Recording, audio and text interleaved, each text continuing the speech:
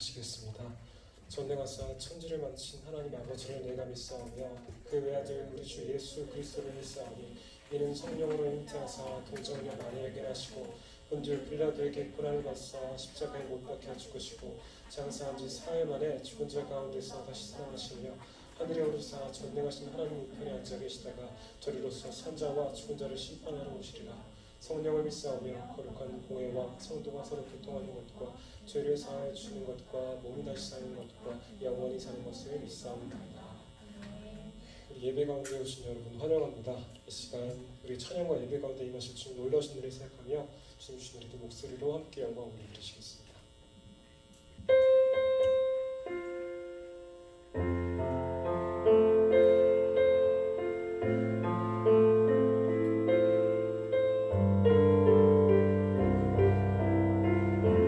완전하신 나의 주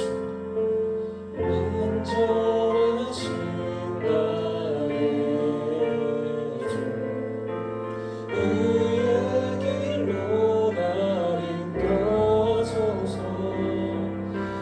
행하신 모든 일 주님의 영광 다 경배합니다.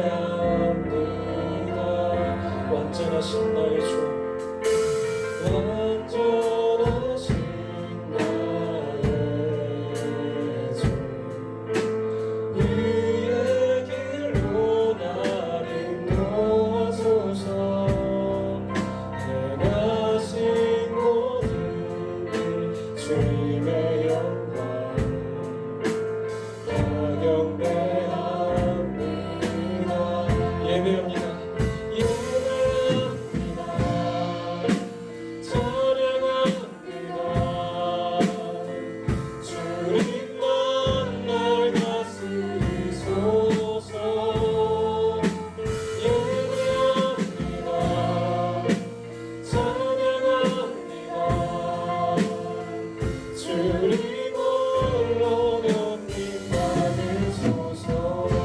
완전하신 나의 주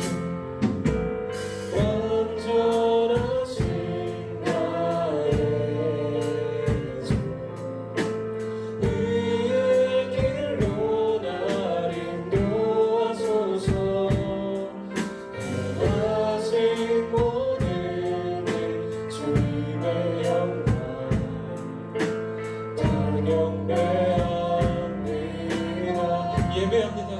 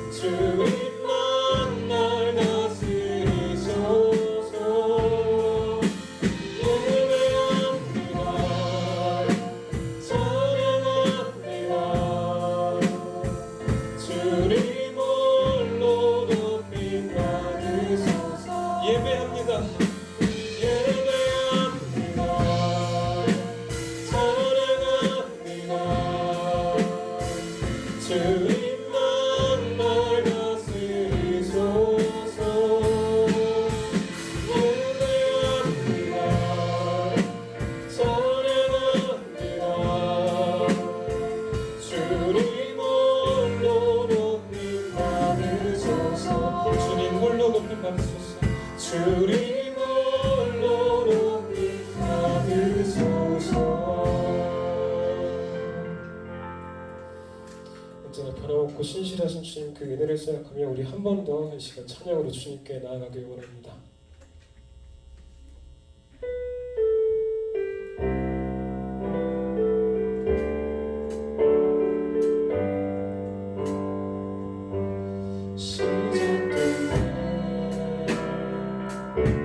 우리 주님의 능력이 나의 삶을 다스리고 새롭게 하네.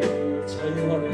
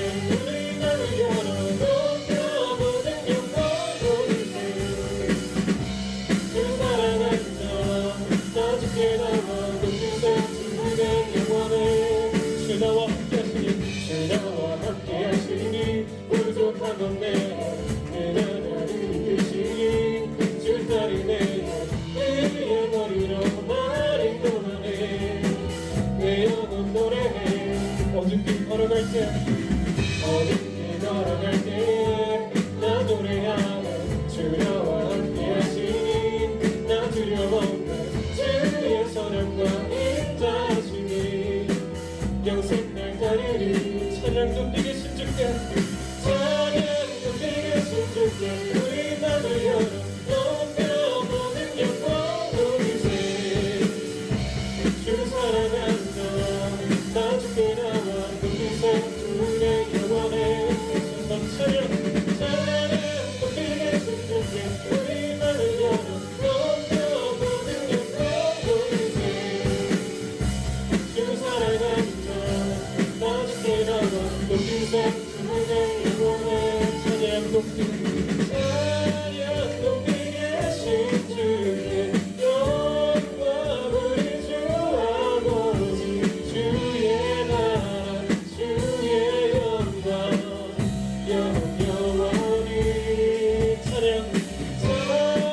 높이게 심줄게 영광 우리 주 아버지 주의 나라 주의 영광 영원히 찬양 높이게 심줄게 찬양 높이게 심줄게 나를 열어 높여 모든 영광 돌리세 주 사랑한다 나 죽게 나와 높은 새 주의 영원해 찬양 높이게 심줄게 우리 맘을 열어 높여 모든 영광 돌리세 주 사랑한다 나 죽게 나와 높은 새 주의 영원해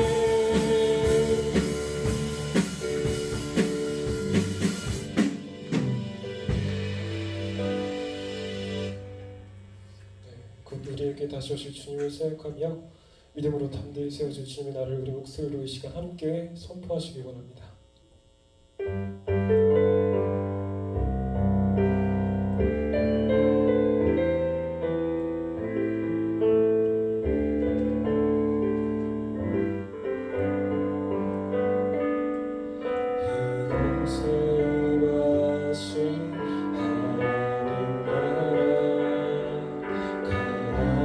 마음으로 바라보리라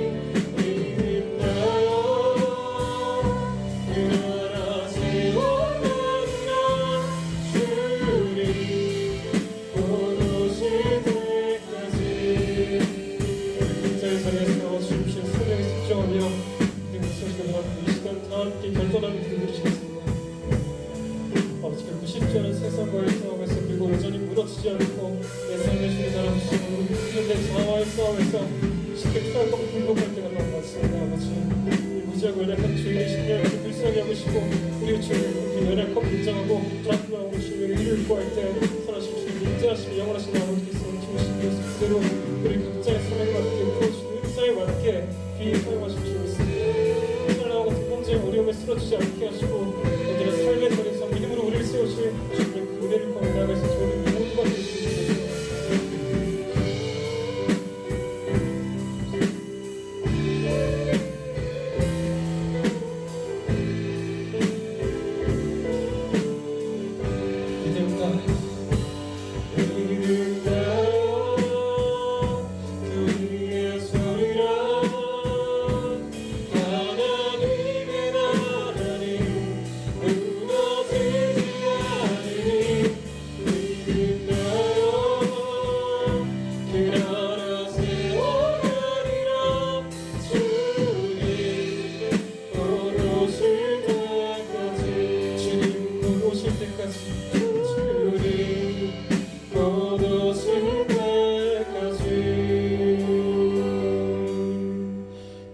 함께 봉헌 찬양 드리시겠습니다.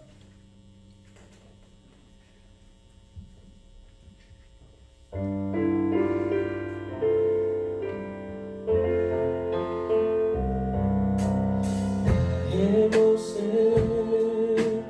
나의 소유 주님 앞에 모두 드립니다. 모든 아픔 모든 기쁨 내 모든 눈물 받아주소서. 나의 생명을 드리니 주 영광 위하여 사용하옵소서. 내가 사는 날 동안에 주를 찬양하며 기쁨의 제물 되리. 나를 원하주소서. 이 시간 대표로 나오정 청년 봉헌 기도 드리시겠습니다. 기도드리겠습니다. 하나님, 코로나 바이러스 위험 속에서도 우리와 함께 모여 예배드릴 수 있게 해주셔서 감사드립니다. 우리가 함께 모여 찬양할 때 하나님 뜻이 이 땅 가운데 이루어질 수 있기를 원합니다. 우리가 이 시기에 더욱 모이기에 힘써 당신의 나라를 세워갈 수 있도록 우리와 함께 해주세요. 또한 하나님, 우리에게 듣는 귀 허락하셔서 지금 우리에게 말씀하시는 바를 깨달을 수 있도록 도와주시고 살아가는 순간순간의 선택 가운데 당신의 말씀이 삶에 적용될 수 있도록 늘 함께 해주세요. 지금도 우리와 함께 계시는 예수님의 이름으로 기도드립니다. 아멘. 오늘 좀 예배 준비가 좀 덜 돼서 어수선한 상태로 시작해가지고 좀 죄송하고요. 다음 주부터는 미리 시작할 수 있도록 준비 다 할게요. 네. 저희 아직 코로나 좀 날리기 때문에 다들 건강관리 잘 하셨으면 좋겠고, 셀모님께서 점점 보는데 저희가 오늘 원래 청년주일 맞이해서 특별한 식으로 콜팝을 준비했는데 이게 미리 주문을 해야 한다 해가지고 거절당했어요. 그래서 지금 아직 메뉴는 확정이 안 됐고 예배 끝나자마자 사올 거라서 드시고 같이 가셨으면 좋겠습니다. 감사합니다. 콜팝은 다음 주에 꼭 준비할게요. 네. 사도행전 9장 31절로 42절 말씀입니다.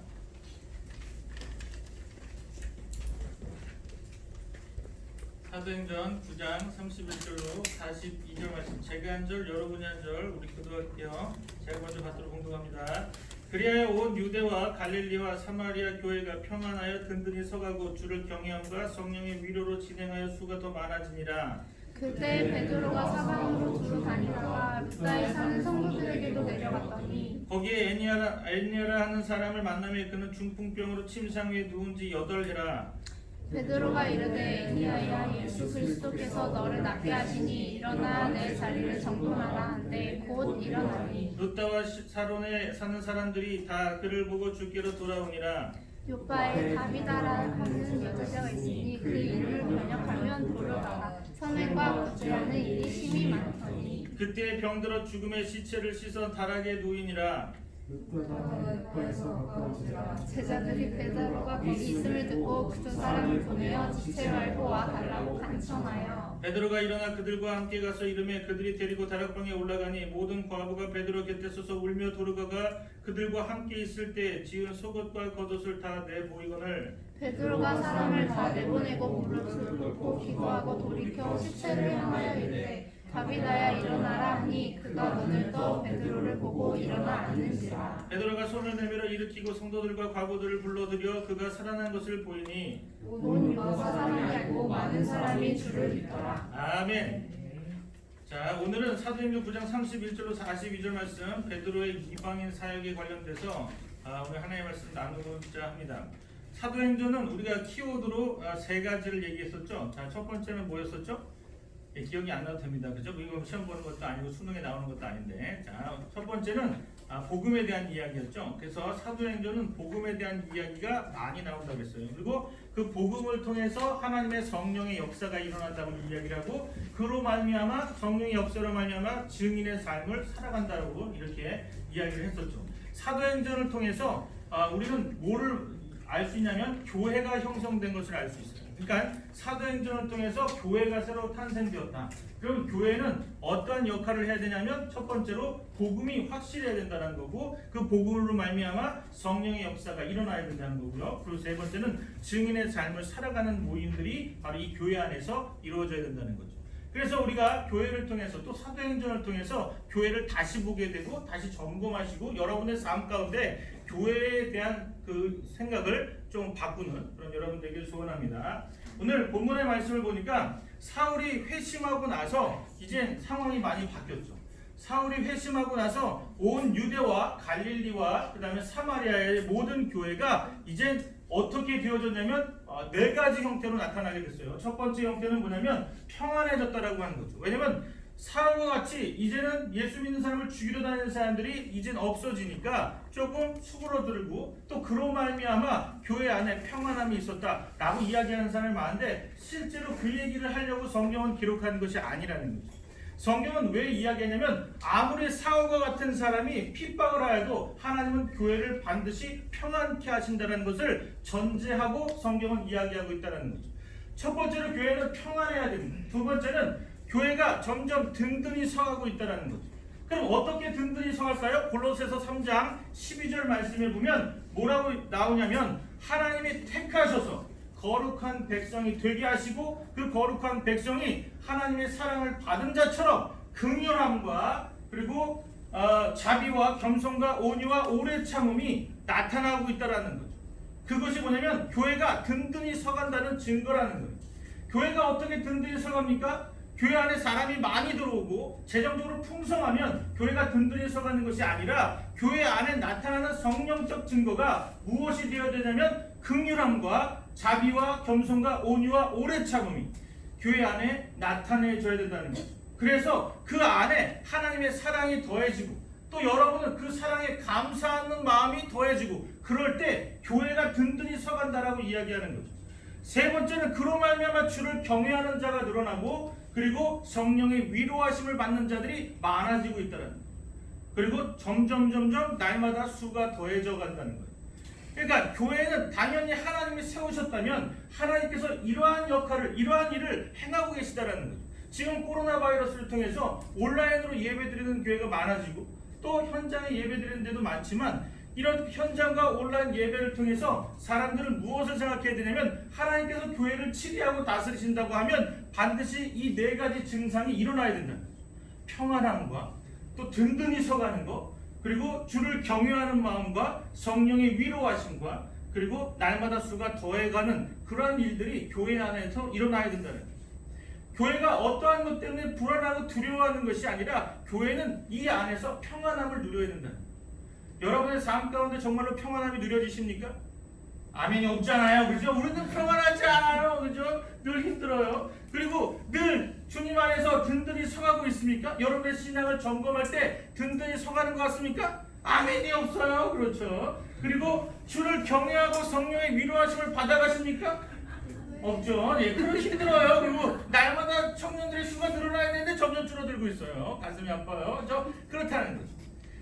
이번에 제가 이 온라인 예배를 또 하고 그다음에 오프라인 예배를 하면서 또 이제 2달 정도 이렇게 지내오면서 보니까 사람들의 생각이 점점 이제 두려워지는 거예요.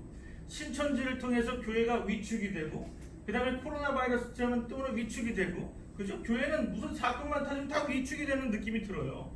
근데 놀라운 것은 하나님께서 그래도 교회를 포기하지 않는다는 거예요. 한 영혼이 천하보다 귀한데 귀한 영혼들을 많이 불러 모아 주셨어요. 그죠? 그래서 저는 항상 감사할 뿐입니다. 오늘 우리가 사울만 이방인들 전도하라고 하는 것이 아니라 베드로도 이방인을 위해서 전도했다라는 거예요. 그럼 베드로가 전도했던 이방인은 어떤 특징을 갖고 있냐면 거의 예루살렘 주변에 와 있는 이방인들, 이런 사람들을 전도했다는 거죠.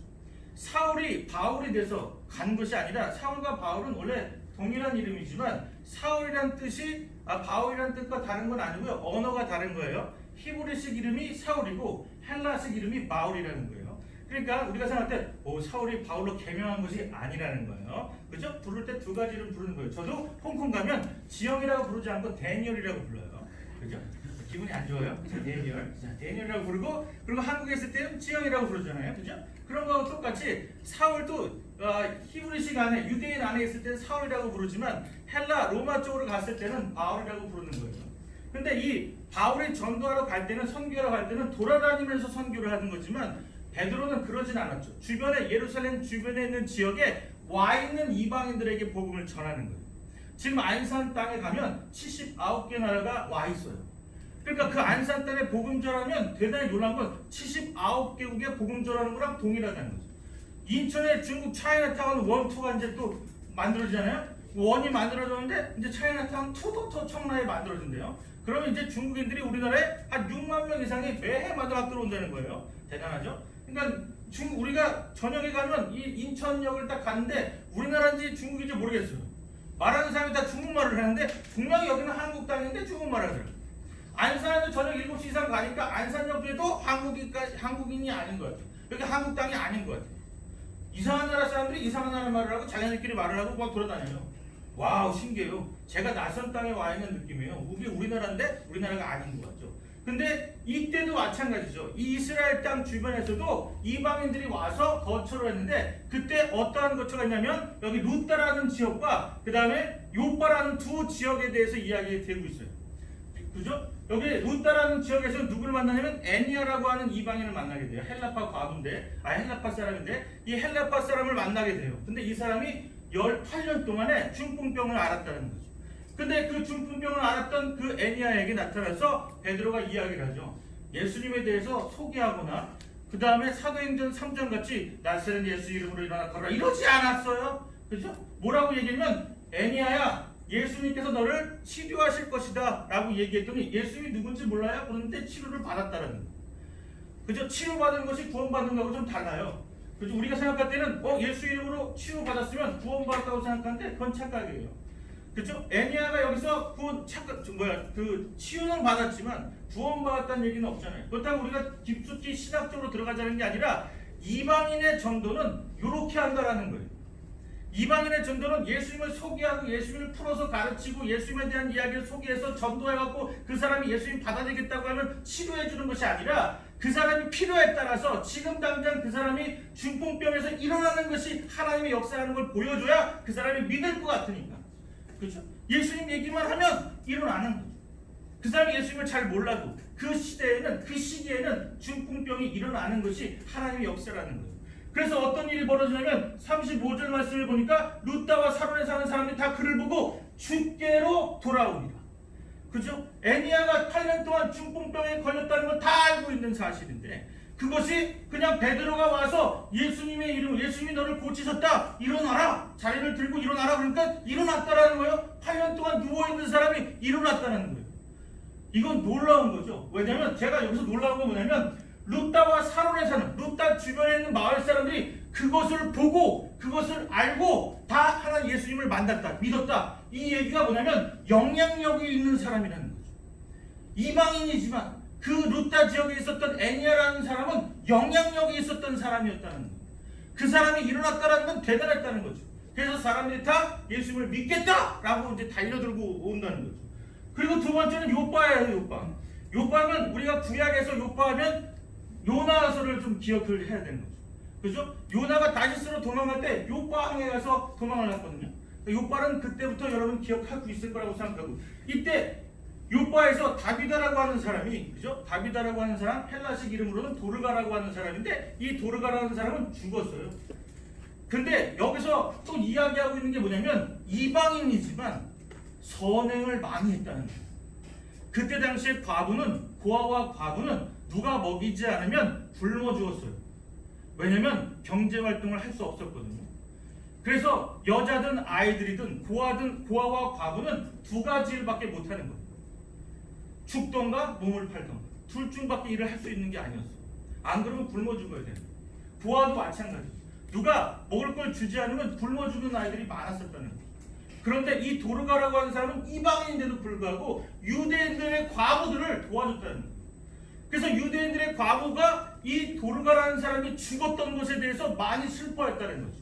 속옷과 겉옷을 만들어줬어요 라고 이야기했던 것이 뭐냐면 그것이 경제생활에 가장 중요한 거거든요. 돈과 같은 거예요.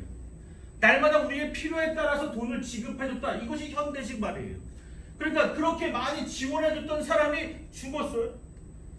근데 해결할 방법이 없죠. 죽었으면 끝난 거니까.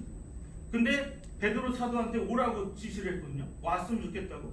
그래서 베드로 사도가 왔는데 뭐라고 얘기하면 일어나라. 어떤 사람도 이런 얘기를 해요. 여기서는 예수 얘기를 한마디도 안 했거든요.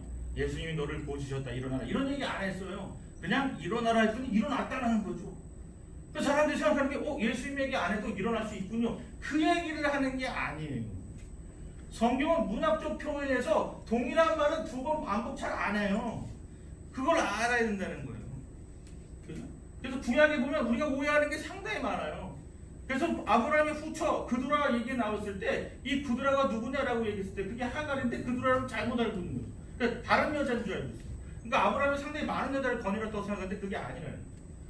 그러니까 그건 뭐 중요한 건 아니지만요. 하여튼 그랬다는 거예요. 그래서 가장 중요한 건 뭐냐면 이때 베드로가 이야기했을 때 죽은 자가 일어나니까 여기서는 요바 지역에 있는 모든 사람들이 주를 믿었다는 거예요.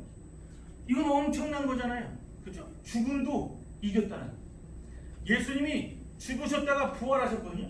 우리가 복음이라고 이야기하면 무슨 얘기를 하겠습니까? 죄된 세상에, 이 어둠 가운데 있는 세상에 예수님이 오셨다. 그분이 하나님으로 이 땅에 오셨다. 이것을 초림이라고 하는데 그것이 복음의 시작이라는 거죠.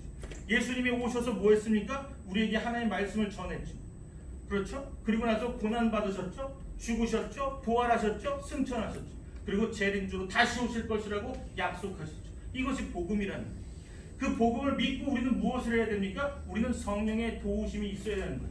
예수님의 말씀을 들었다고 우리의 삶이 변화되는 것이 아니에요. 예수님을 우리가 알았다고 해서 우리의 삶이 확 바뀌는 것이 아니라는 거예요. 여러분이 기도했다고 해서 예수님 알고 기도했다고 해서 예수님이 딱 들어주고 막 100% 다 응답받고 해서 그러는 건 아니에요. 중요한 건 뭐냐면 성령의 역사하심이 필요한 거고요. 그리고 훈련이 필요한 거예요. 하나님은 기도 응답을 들어주죠. 그 기도 응답을 언제 들어주십니까? 하나님의 사역을 시작할 때 들어주는 거예요. 여러분의 삶을 하나님께서 주장하셔서 지금 이 시대에 이 시기에 이렇게 응답을 들어줘야겠다. 하나님은 작정하시고 예견하셨어요. 그리고 하나님이 예정하신 대로 하나님의 일을 이루어 가시는 거예요. 그래서 여러분이 기도해도 응답이 없다. 기도 많이 하셔야 되는 거예요. 또 기도해도 응답이 없는 것 같다. 방향을 바꾸셔야 되는 거예요. 그래서 하나님의 뜻이 무엇입니까를 날마다 찾으셔야 된다는 거예요. 우리의 뜻을 관철시키는 것이 기도가 아니라 하나님의 뜻이 무엇입니까라고 묻는 것이 기도라는 거예요. 여러분의 기도 삶을, 여러분의 기도의 패턴을 바꾸셔야 된다는 거예요. 오늘 여기서 이 베드로는 이방인 사역을 했는데 이스라엘에 들어온 이방인들에게 복음을 전했을 때 치유함으로 복음을 전했다는 거예요. 다시 말해서 하나님의 하자도 모르는 사람, 예수님도 모르는 사람에게 예수님을 소개할 때 예수님에 대한 이야기를 많이 할 필요가 없다는 거죠. 중요한 건 그들이 필요가 무엇이냐를 물어보는 거예요. 그 사람이 아프다 그러면 아픔을 같이 나누고 기도하는 게 중요한 거예요. 그래서 그 사람이 낫던지 안 낫던지 그 사람들이 감동을 먹어서 와, 나도 당신이 도대체 뭐 하는 사람입니까? 물어봤을 때 나는 예수님의 말씀을 전하는 사람입니다. 저는 예수님의 사랑을 받은 사람입니다. 나도 당신을 사랑합니다. 하나님 당신을 사랑하십니다. 그래서 그들이 감동으로 정말로 하나님께 나아가고 싶습니다. 나도 하나님 만나고 싶습니다. 그랬을 때 하나님을 소개하는 것이 성경적 방법이라는 거예요. 그래서 이방인들을 전도하는 것과 유대인 전도하는 방법이 달랐다는 거예요. 베드로는 유대인들에게 이야기했어요. 너희들이 십자가에 달려 죽였던 그 예수가 바로 하나님의 아들이시라고. 그래서 유대인들로 하여금 가슴 찡하게 만들었고 가슴 아프게 만들었어요. 그리고 이방인들한테는 그 얘기 하지 않았어요. 너희들이 죽였던 말든 그런 건 중요하지 않아요. 그 사람들은 잘 모르니까. 그 사람들에게는 필요가 뭡니까? 중풍병자가 낫는 게 필요한 거고, 그들이 죽음에서 일어나는 것이 필요한 거고, 그 필요를 채웠다는 거죠. 저도 처음에 전도를 할 때 그런 일을 많이 했었어요. 뭐 사역에 대해서 뭐 상당히 많은 얘기를 하고 싶은 게 많지만, 제가 처음에 군대 가서 이야기했던 것 중에 하나가, 어떤 아이가 저한테 와갖고 당신은, 제가 이제 하도 성경을 보고 있으니까 당신은 기독교인 같은데 나한테 예수 얘기하세요 이렇게 얘기하는 거예요. 그렇다고 제가 이 엄청난 복음을 값싸게 전달하고 싫어서 얘기 안 했어요. 아무나 믿는 게 아닙니다 라고 얘기해요. 그래서 가만히 있었어요. 근데 막 답답하잖아요. 근데 놀라운 게 있는 거예요.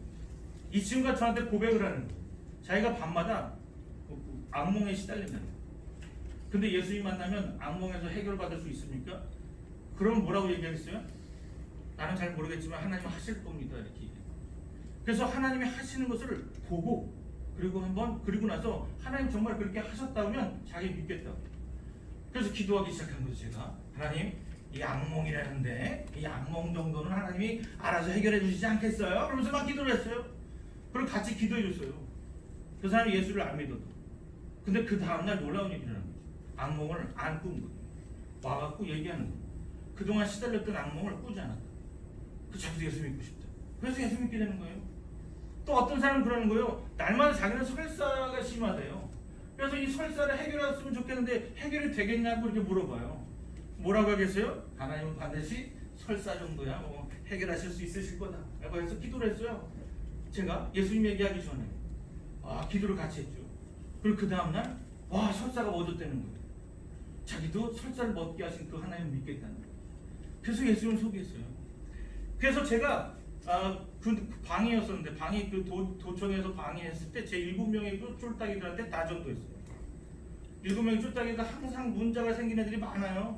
그래갖고 오는 거예요. 한 명씩 하면서 전도하기 쉬운 거죠. 전도를 어려운 게 아니에요. 마음만 먹으면 되게 쉽더라고요. 여기 베드로가 어려웠던 점이 하나도 없어요. 저는 이 베드로가 이 깡을 대단하게 생각해요. 왜냐면 이 중풍병자에 누워있는 사람한테 야, 예수님이 너를 고치셨다. 어떻게 알겠어요? 고치셨다. 일어나라. 또 일어나요? 야, 신기하지 않아요? 그리고 또 다락에 누워서 죽은 시체한테 거기 가서 딱 일어나라. 일어나는 거예요? 야, 저 같으면 남들이 보면 바보 아니까. 근데 놀라운 게 뭐냐면 죽은 사람이 일어나서 안 일어날 수 있잖아요. 그러니까 사람들 다 내보냈어요. 내보내고 나서 일어나라. 일어난 거죠. 그래갖고 그 사람들한테 얘기한 거죠. 죽은 사람이 일어났다. 그러니까 사람들이 깜짝 놀라는 거예요. 저는 여기서 왜 이 사람들이 많을 때 하면 더 좋을 걸, 왜 사람들이 많을 때 얘기하지 않았을까? 역시 반신반의한 거죠. 죽은 사람을 일으킨다는 건 조금 상식 이해하잖아요. 상식 밖에 아니겠어요? 그러니까 사람을 다 내보내고 나서 그리고 이제 얘기를 한 거죠. 놀라운 건 믿음이 없었다면 그런 일도 못했을 거예요. 사람이 죽었는데 이미 끝났다고 생각하는 거예요. 그들이 일어날 거라, 그가 일어날 거라고 생각을 했겠습니까? 근데 일어났다는 거예요. 거기서 놀라운 건 뭐냐면, 그러고 나서 하나님의 결과가 뭐냐면 다 모든 사람들이 그 치유함을 보고 그 소생함을 보고 모든 사람이 믿었다라고 하는 거예요. 여러분의 주변에 있는 사람들 중에서 예수 믿다가 낙심된 사람이 있으면 예수님 소개해 줄 수 있어요. 내가 교회 가면 간증하시는 거죠. 교회를 평상시에 다니다가 재미없었는데 교회 가보니까 요즘에 기도했더니 응답을 좀 받는 것 같아. 하나님 살아계신 것 같은데 어떻게 생각하니? 물어볼 수 있어요. 그러면 그러는 거죠. 그래? 나는 하나님이 안 계신 것 같은데? 그러면 이제 종교 논쟁이 있기 전에 간증을 하고 끝나는 거예요. 괜히 싸우면 피곤해져요. 그죠?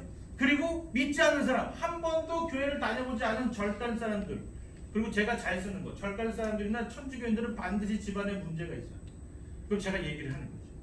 저희 회사의 직원의 한 사람이 그런 사람이 있어요. 아주 천주교, 깡 천주교 사람이. 근데 그동안 숨겨왔다가 저한테 얘기를 하는 거예요. 자기 누나가 정신 돌았다는 거예요. 그래서 한 달에 300만 원씩 병원비가 나가요. 심각한 거죠. 그래서 제가 그랬어요. 천주교를 잘 믿는다고 해서 하나님 잘 믿는 것 같지? 그거 하나님 믿는 거 아니야. 그러면 반드시 집안에 문제가 생겨. 문제 있지 않니? 그럼 계속 물어봤을 때는 문제 없다고 얘기하는데 어제는 얘기하더라고. 문제 있다고. 그래서 제가 그랬죠. 내가 기도해 줄게. 나을지 안 날지는 모르겠지만 하나님은 낫게 해줄 거라고 난 믿어. 그리고 나서 기도를 했어. 바로는 안 낫겠지만 언젠간 날 거 아니겠습니까? 기도하는데. 그죠? 그렇게 되는 거죠. 제가 처음에 신앙생활을 하다가 어느 순간에 신앙을 접게 됐어요. 아, 나 이거 도대체 교회를 보니까 내 미래 비전이 안 보인다. 이 교회가 이렇게 하면 안 된다. 교회는 다 썩었다. 내가 교회가 혹시 잘못된 신앙이 아닌가 생각해서 교회를 접은 적이 있었어요. 1년 반 정도 접었는데 어떤 분이 저한테 딱 와서 그런 얘기를 하는 거예요. 전도하는 전도사님이라고 딱 왔어요. 이 전도사님이 저한테 얘기하는 거예요. 혹시 교회를 다니십니까? 물어보는 거예요. 그래서 제가 그랬죠. 교회를 다니지 않고 신학을 하는데 하나님은 안 계신 것 같습니다. 딱 그랬더니 이 사람이 와, 겁도 안 먹어요.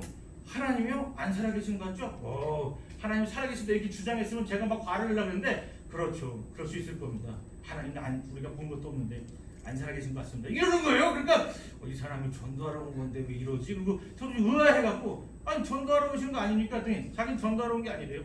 그냥 성경 얘기를 하고 싶어서 왔대요. 성경 얘기를 어떤 얘기를 하고 싶은데요? 그랬더니 창세기를 피는 거예요. 창세기는 아시죠? 당연하죠. 신학을 했는데 창세기 잘 모르겠습니까? 창세기 3장 14절을 딱 피는 거예요. 여기 보니까 뱀한테 하나님이 저주하는 내용이 나와요. 너는 종신토록 흙을 먹고 그리고 종신토록 기어다녀라. 이렇게 얘기했다는 거예요. 그래서 그게 뭔데요? 뱀은 흙을 먹지 않아요. 흙은 인간이에요. 하나님이 사람을 흙으로 만드셨거든요. 그래서 흙으로 만든 사람이 하나님의 영을 받지 않으면 다 흙덩어리예요. 그건 뱀이 먹게 돼 있어요. 뱀은 사단이에요. 당신은 사단한테 속고 있는 겁니다. 딱 한 번 하니까 거기에 충격을 먹고 그래요? 성경에 그런 게 있었어요? 그리고 보니까 진짜 있는 거예요. 깜짝 놀랐어요. 제가 어떻게 하면 되겠습니까? 신학 계속 하셔야죠. 그래갖고 그 다음에 또 계속 다닌 거예요. 제가 20년 동안 신학을 하잖아요. 제가 이번에 6월 달에 졸업이에요. 4년제 드디어 학부 졸업을 20년 만에 학부 졸업을 했어요. 대단하지 놀랍지 않아요? 근데 그 전에 좀 황당해서 중간에 끊었을 때 그런 얘기 듣고 그 다음에 또 한 학기를 다녔어요. 그죠? 그 다음부터 더 센 거 없으면 안 다니게 되는 거죠. 그죠? 하여튼 그렇게 되는 거예요. 근데 믿는 사람이었다면 성경이 통하지만 믿지 않는 사람들은 성경에서 모르잖아요. 그러니까 하나님의 방법은 뭐냐면 치유라는 거예요. 여러분의 주변에 하나님을 알지 못하는 사람이 있으면 하나님은 반드시 치유할 거예요. 그 사람이 정말 하나님의 백성이 맞다면, 정말로 그 사람을 하나님이 사랑하신다면 하나님 반드시 치유하실 거라는 거예요. 그래서 하나님의 백성으로 만드신다는 거예요. 오늘 여러분을 미리 하나님께서 부르신 거예요. 미리 불렀다면 하나님의 의도가 있어요. 여러분을 실수로 부른 게 아니에요. 불러다 보니까 네가 왔구나, 미안하다, 넌 다시 가라, 그러지 않아요. 하나님이 여러분을 한번 불렀다면 하나님의 부르심의 목적이 있어요. 여러분 모든 사람에게 하나님의 목적이 있어요. 그 목적을 여러분이 알아가는 게 신앙생활이에요. 내가 신앙생활을 잘하기 위해서 성경을 많이 보겠다, 좋은 거예요. 근데 성경을 하루 종일 보고 1년 내내 봐도 못 깨달을 수 있어요. 그죠? 저는 이제 신앙생활을 잘하기 위해서 기도를 많이 하겠습니다. 좋아요. 근데 기도 많이 하다가 신비주의가 될 수도 있어요. 나쁜 얘기만 계속하죠? 기분 되게 나쁘죠? 이렇게 되는 거예요. 그죠? 성경을 많이 봐도 이상한 사람 될 수 있어요. 이단들이 왜 나오겠어요? 성경을 안 봐서 이단 되는 게 아니에요. 성경을 보니까 상당히 모자라 보이는 게 많거든요. 그러다 보니까 자기가 해석하다 보니까 문제가 되는 거예요. 기도 많이 하는 사람이 신비주의 기도원에 가서 이상한 짓을 많이 해요. 예언해 준다고 이상한 예언 많이 해요. 그런데 문제는 뭐냐면 하나님께서는 성경 많이 보고 기도 많이 하라, 이렇게 하면 내가 모든 많은 은혜를 주겠다, 그런 적 없어요. 당연히 해야 되는 일이기 때문에 하나님은 그거에 대한 언급을 많이 하지 않았다는 거예요. 기도 많이 하면 좋아요. 문제는 뭐냐면 하나님의 말씀이 무엇인지 알고 기도하는 거냐, 하나님께서 정말 나에게 원하시는 것이 무엇인지를 알고 기도하냐, 그렇지 않느냐의 차이죠. 하나님이 여러분을 부르신 부르심의 목적이 있는데 그 목적을 여러분이 발견하는 것이 신앙생활이에요. 그러니까 그 발견을 언제 하느냐가 중요해요. 지금 하느냐, 나중에. 제가 아는 어떤 목사님이 70에 신학을 맞춰갖고 이제 목회를 시작하다가 1년 만에 돌아가셨거든요. 와우, 1년 동안 목회하고 돌아가셨는데 그분한테 제가 마지막으로 이제 돌아가시 직전에 가서 이제 예배를 드린 적이 있었는데 그분이 그러는 거예요. 자기는 너무 기쁘다. 자기 평생에 다른 일을 하지만 자기 사역 1년 동안에 진짜 멋지게 하나님 앞에 섰다는 거예요. 그래서 하나님이 부르시는 날 나는 진짜 멋지게 가고 싶다는 거예요. 살려달라고 고백하지 않아요. 저 같으면 그랬을 거예요. 하나님 5년만 살려줘. 제가 옛날에 그랬거든요. 갑자기 죽을 병 걸렸다고 장가도 안 갔는데 죽을 병 걸렸다고 딱 병원에서 얘기하자마자 하나님 장가는 가보고 죽게 하십시오. 막 이렇게 기도했다고요. 하나님은 장가를 원하는 게 아니거든요. 이 녀석은 아무래도 못 알아듣는구나. 얼마나 멍청해 보이겠어요. 20년 동안 신학을 하는데 얼마나 멍청할 때가 많겠어요. 하나님. 그런데도 그 부름의 목적이 있으니까 그 목적대로 저를 이루어 가신다는 거예요. 여러분도 마찬가지예요. 하나님께서 여러분을 불렀잖아요. 그럼 부름의 목적이 있어요. 하나님이 베드로 같은 사람을 왜 썼겠어요? 이때를 대비해서 쓴 거죠. 이 사역을 대비해서 쓴 거잖아요. 요 사역 이후에 사역이 더 이상 없어요. 베드로 사역. 베드로 사역은 사도행전 12장까지만 베드로 사역이 나오고 그 다음부터 나오지 않아요. 13장부터는 모든 패턴이, 모든 바톤이 바울한테 넘어가는 거예요. 바울은 13장부터 28장까지 바울의 사역이 나오고 그럼 베드로는 어떻게 했냐? 거기서 이제 순교했다는 거죠. 순교하는 삶을, 거기서부터는 순교의 삶을 살았다는 거죠. 다시 말해서 여러분도 마찬가지예요. 하나님께서 부르시는 그날까지 여러분은 무엇을 하고 하나님께 달려가겠습니까? 무엇을 하고 하나님 앞에 서겠습니까? 여러분이 점검하셔야 되는 거예요. 하나님의 말씀을 대할 때마다 이 말씀이 여기서 끝나는 것이 아니라 베드로는 이방인을 선교를 했다. 이방인을 전도했다. 애니아를 고쳤다. 그리고 도르가를 살렸다. 거기서 끝나는 것이 아니라 그렇다면 하나님께서 여러분에게는 무엇을 주셨냐는 거죠. 여러분에게는 무슨 능력을 주셨냐는 거죠. 여러분에게서는 뭘 하기를 원하시냐는 거죠. 여러분이 그걸 발견하셔야 돼요. 하나님 나에게 무엇을 하기를 원하십니까? 날마다 물어보셔야 돼요. 그리고 결정이 됐다면 뒤도 돌아보지 말고 앞을 향해서 나가셔야 돼요. 방향이 결정됐다면 이제 속도전이에요. 속도가 빨라야 됩니다. 방향이 결정되지 않으면 속도를 내면 안 되는 거예요. 잘못된 사람, 이단으로 빠진 사람들은 방향을 결정하지 않고 속도만 내기 때문에 그런 거예요. 방향이 결정이 돼요. 그리고 속도를 그 다음부터 내실 수 있도록 하나님 만드신다는 거죠. 여러분은 날마다 복음에 가까이 있어야 돼요. 그리고 성령의 인도하심을 받아야 돼요.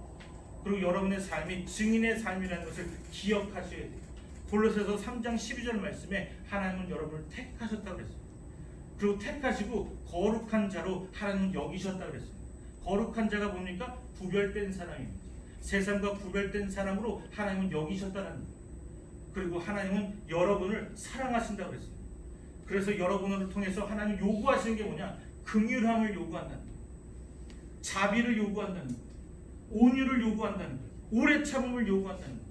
하나님을 사랑하는 마음을 요구한다는 거예요. 감사를 요구한다는 거예요. 그것을 하나님께 드리는 것이 여러분에게는 헌신이라고 하는 거예요. 여러분이 무슨 일을 하겠다라고 하는 것이 아니라 하나님께 받은 사랑을 드리는 것이, 나누는 것이, 그것이 하나님께서 여러분을 부르신 목적이라는 것을 기억하셔야 됩니다. 오늘 이 시간으로 다 같이 기도하실 텐데, 하나님 오늘 나를 부르신 목적이 무엇입니까? 고백하는 여러분들을 소원합니다. 나와서 찬양하시면서 우리 찬양한곡 화성의 찬양을 부를 텐데, 부르고 나서 부르면서 중간에 여러분의 마음 가운데 기도하는 마음을 통해서 하나님 오늘 이 시간 들었던 말씀을 가지고 내 삶에 하나님 부르심의 목적이 무엇입니까? 고백하는 여러분들을 소원합니다. 우리 다 같이 기도하겠습니다. 찬양하면서 찬양으로 기도하겠습니다. 내